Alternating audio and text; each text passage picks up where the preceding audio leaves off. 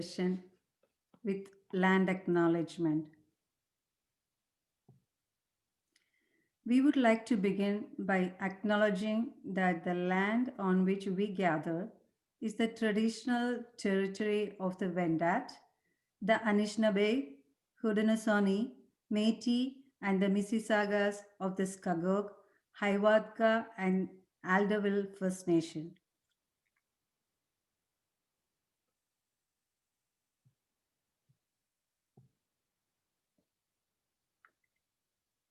Welcome to this interactive learning session.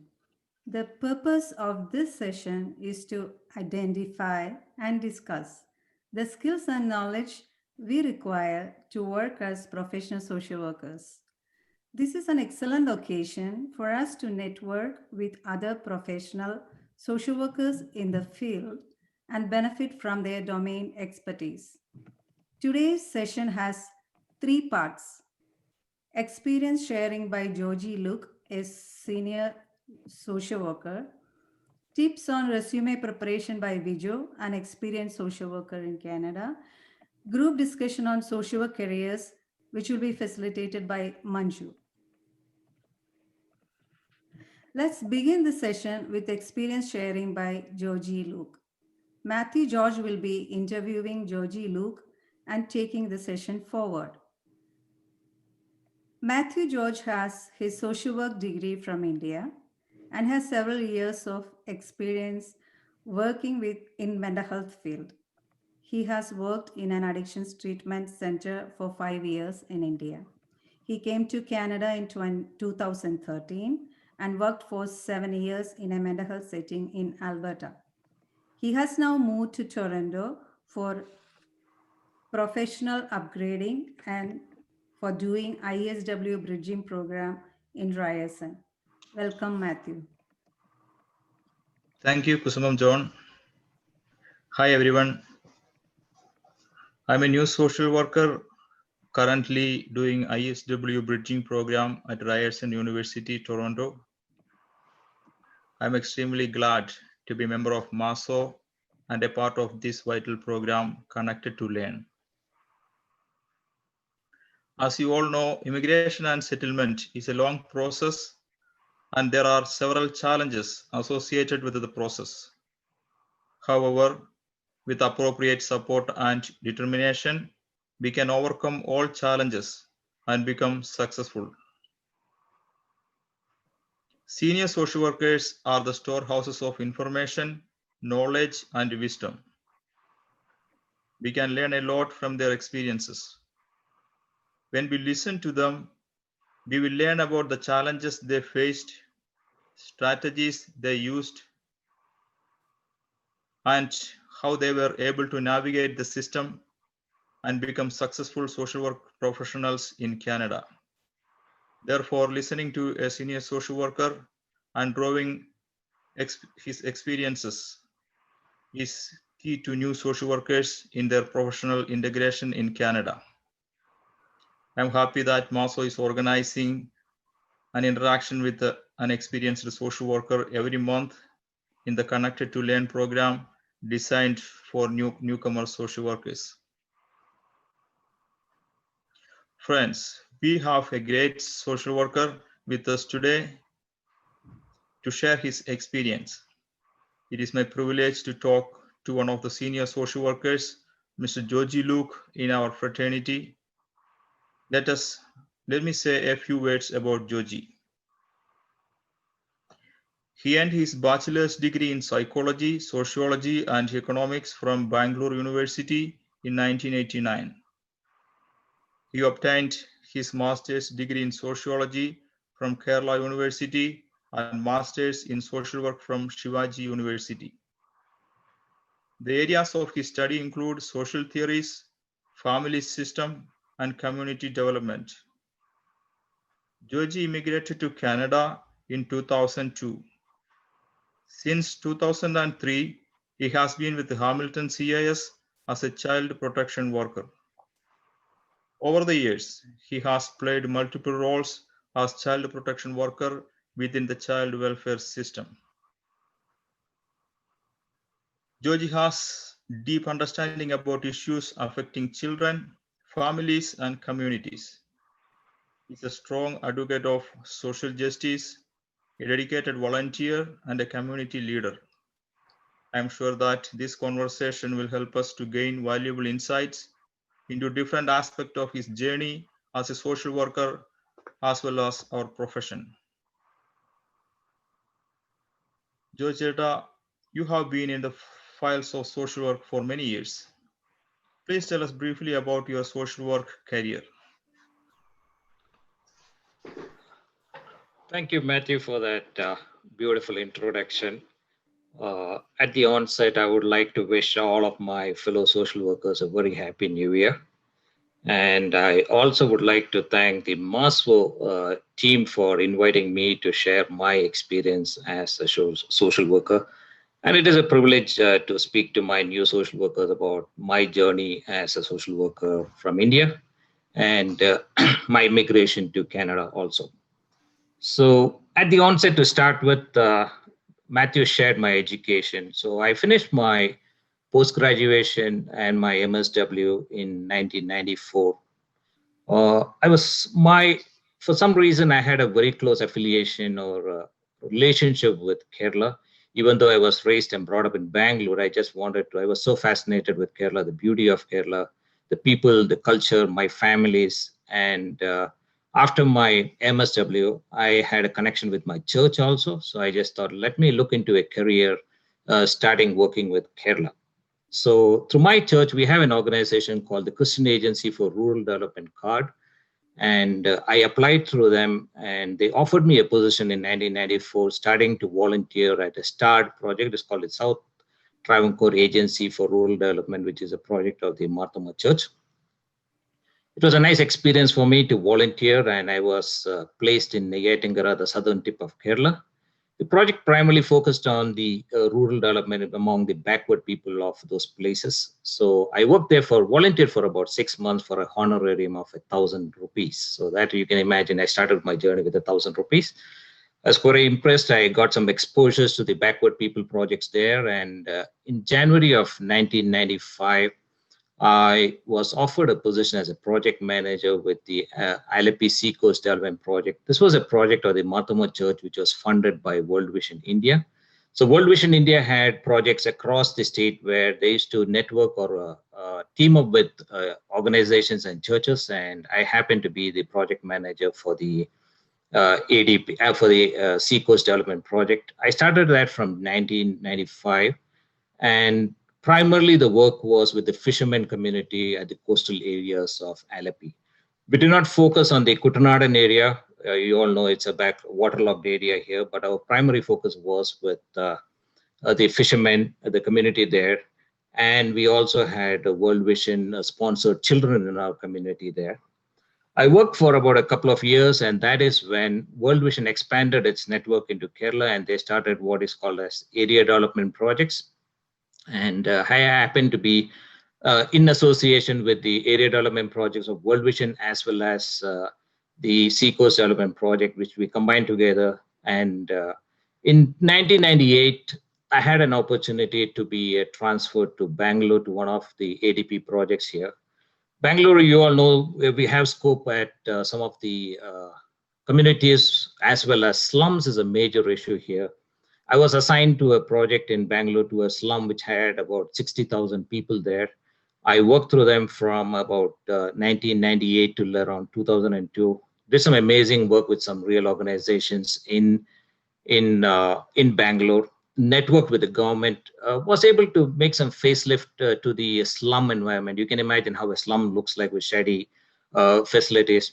The work which we did impressed World Vision Canada, and I had a team from World Vision Canada visit the project in Bangalore. They made a beautiful documentary about it for the fundraising projects here in Canada, and we were able to do an impressive job. And one day I accidentally happened to see an advertisement in the Hindu which called for openings in Canada. So that excited me. I went to a presentation, sat there, and the presentation was quite lively through worldwide immigration. I thought I got a scope for Canada here. I can look for a better future. I applied for my immigration, say sometime around summer of 2001. I had an interview waiver. Within the 6 months, I had a visa ready for me by November. And in February of 2002, I flew by myself to Canada. I did not want to take my family with me. I did not want to risk that. I came alone. I left my wife, my daughter, and we were expecting a second child, and I immigrated to Canada in 2002. So that's the first part of my social work experience in India. As well as I said, I'm very worried about time. I can say a long story about it, but I was trying to be as brief as I can, and that was my experience in social work in India. Thank you. That was very interesting to hear about your transition from India to Canada.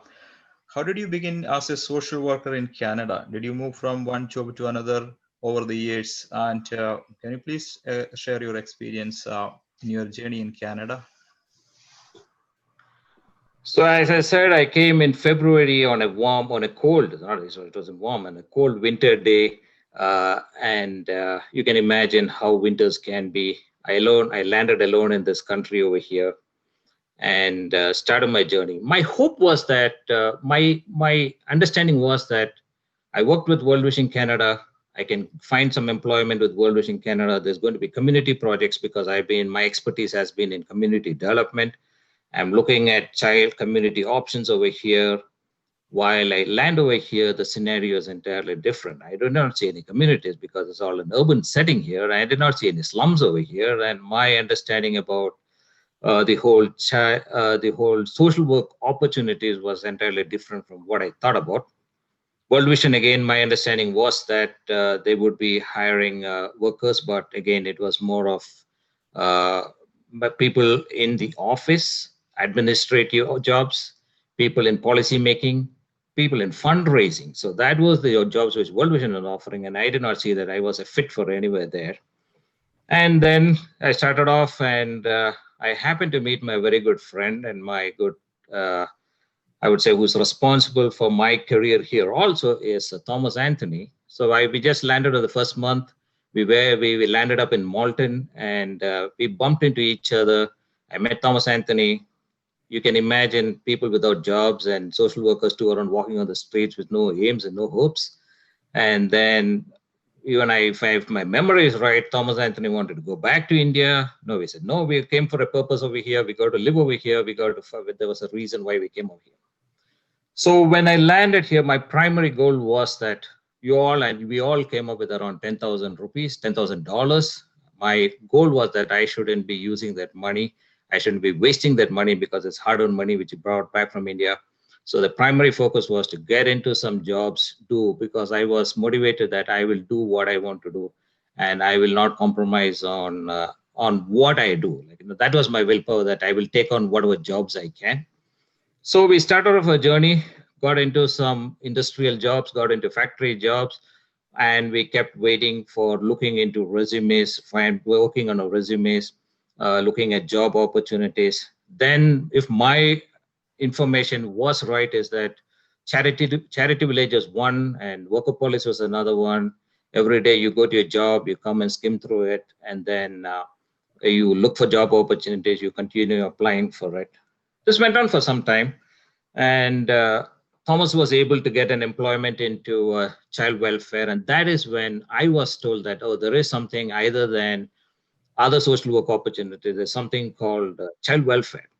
And then I started tweaking around my resume, because I worked with World Vision India and worked with children. I tweaked around my resumes and connected my experience working with children and my experience working in Bangalore with the child helpline and child protection and things like that. I then started applying for child welfare through children's aid societies. Very good experiences. I once had an interview with Owen Sound. I was just walking, took a bus all the way to Owen Sound and went for my interview. I was walking down the streets to the CAS office there. One guy walks across the street. He swears into my ears because I was a brownie, and that was not a good experience. And I went to the interview. I'm not sure if I did it well. The response from the supervisor that you would be a good fit for the Peel region. I just thought, oh my God, is this discrimination? Am I being discriminated even then in 2002? Anyhow, I continued my application process. I had opportunity. In between this, I was offered a position in Yukon, and it is quite up north in child welfare. The northern allowance of another $20,000 was interesting, but my cousin who lives in BC, she discouraged me from taking that position because, and then I too felt that staying closer to my community in Toronto would be a better fit, and I did not take that offer. And then in 2003, I was able to get an employment with the Hamilton Children's Aid Society as a child protection worker. And again, different peoples through different networking, through my determination that I need to find a job, I strived. And again, there was a lot of push, like Thomas used to keep calling me, Jojy, did you take your license? Did you do this? Did you do that? He was a motivation always. And through that backup and through my peer supports and through that, and during that time before my unemployment, I was able to connect with some social workers across who were working in Toronto CAS, working in North York CAS, and then also for being part of that initial meeting of social workers who met at Saji's house. And in 2003, with the grace of God and everything, with all of those supports, I was able to get an employment as a child protection worker in Hamilton CAS. So adding to Matthew's second part of that question is, did I move any jobs over the years? I did not have to move any jobs, but within my position as a child protection worker, I worked as a family service worker for the first part of it. Then came the kinship services. I moved in as a kinship worker, started doing kinship assessments and working on kinship assessments and working with the kin providers, because that was an area which always fascinated me, is working with the kin providers, permanency for the children and supporting children in their homes. And then within that, I took up another position as a kin support worker, and that way I continue to work. I also work as an after-hours worker because with the Peel Children's Aid, the reason why I took it up is it is a good experience. But I wanted to stay connected with child welfare also. And my good friend Prasad was there. We used to work as a team together. I used to go out and investigations. I wanted to stay connected with my investigation skills. We wanted to do my safety assessments. I did some assessments and visiting out. The only thing which I did not like was sometimes if I had to go at the middle of the night and Prasad said, Jojy, you got to go to the airport for this. I did not really want it to be woken up at night. So I just thought, I will no more do the out workers, but I'll continue to do my screenings and my interviews and my safety assessments. So I continue to work as an after-hours worker with the Appeal, and I continue to work as a kin support worker with the Hamilton Children's Aid. Thank you, Jojy. That was so inspiring. You were able to get into a job. You came in 2002 and 2003. You bought into the social work job. It is so inspiring, and we appreciate your diligence to find a job in 1 year. So let me talk about while you transferred the skills, how you were able to transfer your skills and knowledge you earned through your education and your work experience from India in Canadian context. As I said, from my education, since I was raised and brought up in Bangalore and I did my graduation in Bangalore, pretty much I had a very good command over English. So that has come as a huge asset for me. Like language wasn't a barrier. I was able to communicate well. Even at my work in Alleppey, when I was working as with the projects, we had international dignitaries, and we had officers, people from North coming in. There were language barriers like English, Malayalam was the language there. So I was able to really translate and have communication with them. So that really helped me. Or one of my major strengths, I would say, is, or one of the skills which I transferred was to have a good communication skill. And that was translated into, I would say, is both in my verbal as well as my writing reports, my assessments. So that really helped me with my kinship assessments to make those reports and assessments. Teamwork for sure, always. I've been a team player. So I've been as supportive as I can to the team. I've always listened to my subordinates, listened to my bosses to get directions from them. Time management for sure. I want to make sure that if thing has been assigned to me, that I do it on a timely manner. For sure, integrity and honesty. When working in social work back home, integrity is a sure part of it, and financial dealings, especially when you're dealing with a big project, like there's a lot of money flowing into it. Honesty was the thing which I would really emphasized that we should be honest in the work which we do. And the last thing was my adaptability is to adapt to a new environment, be willing to do what you can do. I do not have any fixated things that I should be taking up this position. I will be only doing this. I was more than willing to adapt. If I had to work in a gas station, I had to work in an industry, I had to wear safety boots. I had what it is. I did not have a car, but we still had to adapt to it, and that did not bring us down because your determination was that you had a goal, and that is the reason why you landed over here. And then finally, leadership, right? You got to be a good leader, and these you can add a lot of these lists, but again, I just allowed due to time constraints, I would limit it to a few. So these were some of my skills which I was able to transfer from my experience back home to my work over here in Canada. Thank you. That's a good information. Let's come to another question. What are the major changes you have observed in the social work profession in Canada in terms of opportunities over the years? So again, in social work, there are people with different areas of social work. Say, for example, I have people in social work in hospitals, mental health, might be in addictions, child welfare, school social workers, whatever it is. I would primarily focus on the changes which from my personal experience as a child welfare worker, these would be some of the changes that I have observed as in the child welfare system. So in 1990, there were a number of high-profile Canadian reviews of deaths of children connected to the child welfare system. In Ontario, as in other provinces, reviews of protection-related child deaths were conducted in the late 90s, and 8 cases of children's death associated with child protection system were investigated by the coroner's office. So in 1998, the OACAS, or the Association of Children's Aid Societies, came up with some findings from the coroner's recommendations, and there were about 428 recommendations. Some of the recommendations were changes to child protection legislations, training for workers, a comprehensive risk assessment, and standards of handling cases of neglect death. So in 1997, there was another high-profile case in Ontario where a child protection worker was arrested and charged criminally for the starvation death of Jordan. And however, the charges were dropped against the worker. There were calls for better workers, tougher laws, and a reorganized child protection system again. So prior to 2000, the last major revision of the Ontario Risk to the Child Families Act was made only in 1984. And then came the Ontario Risk Assessment Model with the introduction of the standardized risk assessment and the announcement of new funding formula. So what I'm trying to reflect from here is that from 1984 till with all of these death reviews, Canada opened up its doors for social workers. And that is why when I applied for my immigration within a 6-month period with an interview waiver, they opened the doors for me to land here as a social worker here. And those changes happened. And then again, we had in 2002, the Jeffrey Baldwin death again, which the inquest outcomes came in 2014. And there came some significant recommendations again, which we now as child protection workers are practicing.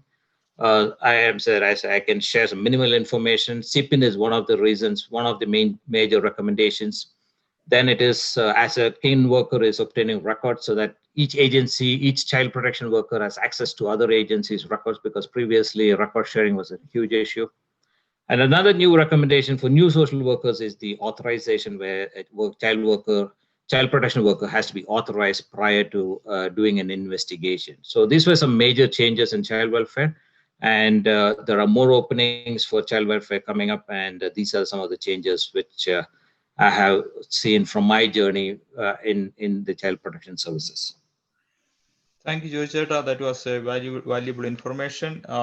You mentioned about the historical changes that happened in the child protection approaches. Can you please share about some of the key beliefs and attitudes one needs to build while attempting to integrate with the Canadian social worker sector? In your opinion, what are the key skill sets that a new social worker needs to get into the profession in Canada?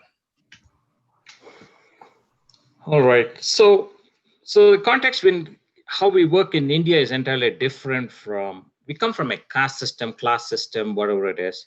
And when we transition into a Canadian context, what I hear or what I see is inclusion. These three keywords has always attracted me. It is inclusion, equity, and diversity. So this is part of the Canadian culture, which is the normal. So we all come from India. I have my own cultural identities. You have your own cultural identities. I respect my cultural identity. You respect your cultural identity. But as a social worker over here, the first thing which I think is, I would focus more on the cultural concept of it.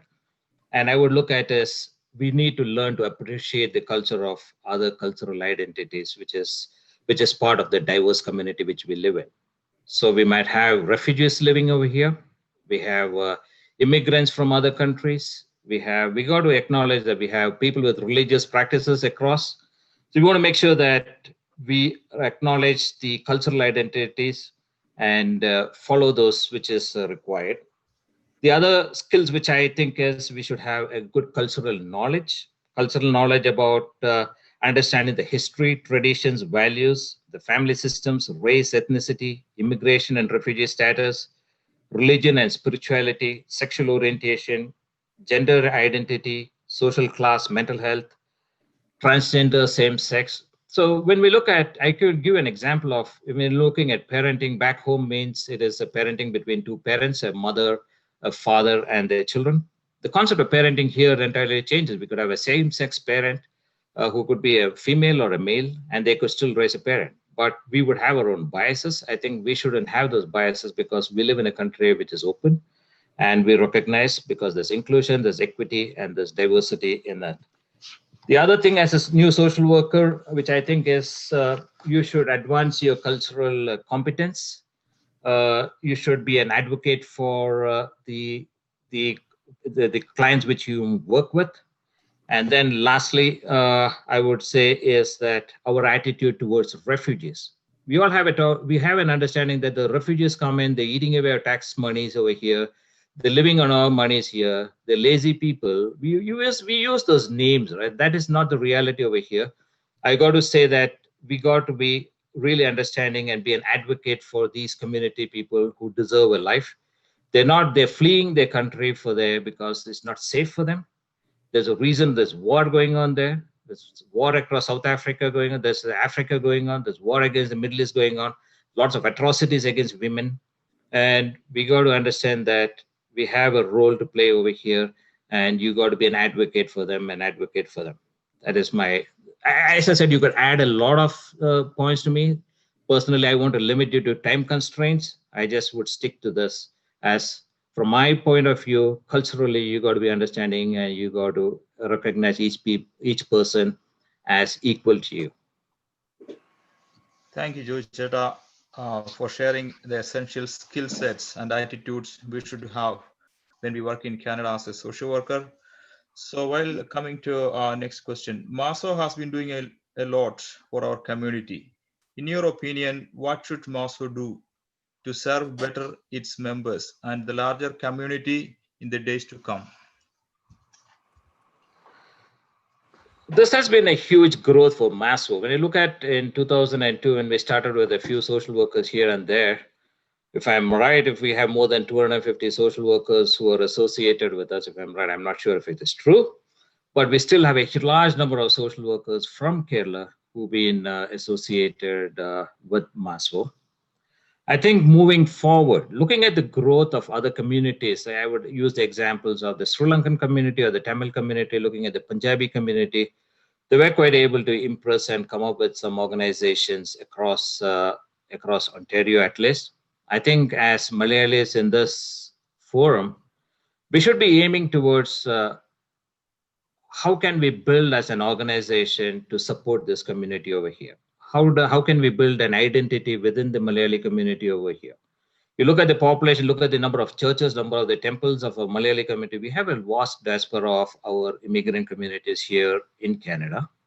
How can we support our new immigrant families who are landing over here?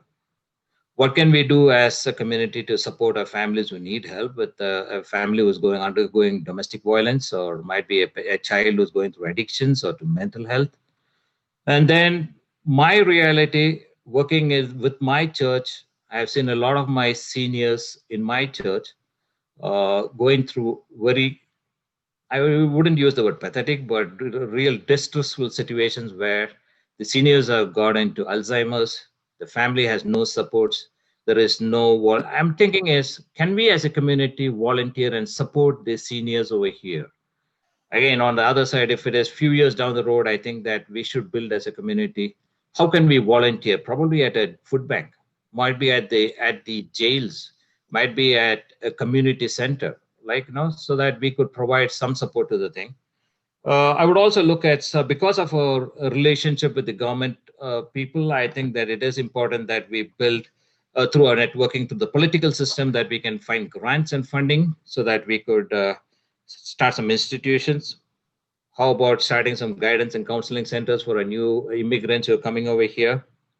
And again, one of the areas which I personally think is that our people lack is legal advice. Can we trap those Malayali lawyers within the community? At least we could provide some legal advice when they go through this legal systems, we need some help. I've seen a lot of families struggling when they do not have legal advice. And then one final thing which I would like to see is a lot of our students, the next generation children have been educated as social workers in Canada. I'm hoping that we could engage them and bring them into the MASWO fold so that we could get their expertise and then work together as a team for the betterment of the Malayali community in Ontario at least. What is your key message for the new social workers? My only suggestion is, it's not a suggestion, it's my message to any social worker is you need to be determined. You need to make sure that you have the educational qualifications. You got to strive. You came for a goal. You got to build your experience. You shouldn't think that this is the only job I will be doing. You should continue applying, work around your resumes, try different opportunities. And this is a land where there's a lot of opportunities for social workers. It's vast areas of social work. As I said, there's ample amount of opportunities. If I can do it, I'm sure that those new social workers over here can very much do it. Keep continuing trying. Reach out to the MASWO members here. There are a lot of mentors who can support you. We did not have none of this. My struggle was an own individual challenge by myself. I fought for it and I was successful. I think that all of you can be successful as long as you're determined and you want to make sure that your goal is to find a career in social work, and I'm sure that you will reach that goal. Thank you, Jojy. It was a brave story you shared. We are all got a lot of experience from your story. It was indeed an enriching experience for all of us, and the insights you provided could help us in our journey ahead. You spoke about how you started as a social worker in India, how you transferred your social work knowledge and skills to Canada. You spoke about the changes you have observed in the social worker sector over the years. You spoke also about the values, beliefs, and attitudes one needs to have to effectively participate in Canada, and you touched up on what Masso should focus in the days to come. Finally, an inspiring message we derived from your talk. Struggles are there, but with appropriate connections and support, we can overcome all challenges and become successful as a community. Over to you, Kusumam John. Thank you so much. It was such a lovely presentation from Team Jojy Look. Thank you so much for sharing your, I feel like thanking you again and again. So let's